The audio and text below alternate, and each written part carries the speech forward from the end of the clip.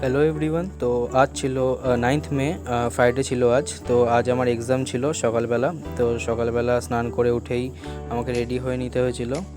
আর এটা হচ্ছে আমার ঘরের থেকে নিচের যে ভিউটা। তো আমি টপ ফ্লোরে থাকি, প্রচণ্ড গরম। তো ফার্স্টলি রেডি হয়ে নিলাম। রেডি হয়ে তাড়াতাড়ি করে আমাকে কলেজের জন্য বেরিয়ে পড়তে হয়েছিল। রেডি হওয়ার পর দুটো বিস্কিট খেয়ে আমরা তিন বন্ধুই বেরিয়ে পড়েছিলাম এক্সামের জন্য, কারণ আমাদের তিন বন্ধুরই এক্সাম ছিল আর সেম এক্সামই ছিল আজ।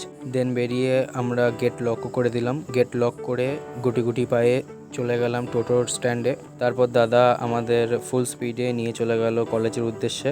তো যেতে যেতে কিছুটা আমি ক্লিপস তোমাদের দেখানোর চেষ্টা করেছি।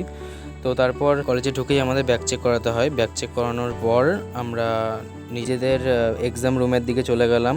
আমার দুটো বন্ধু আলাদা গেছিলো, কারণ ওদের আলাদা এক্সাম রুম ছিল। তারপর আমি চলে গেছিলাম আমার নিজের রুমে 5207, সেখানেই আমার এক্সাম হয়েছে।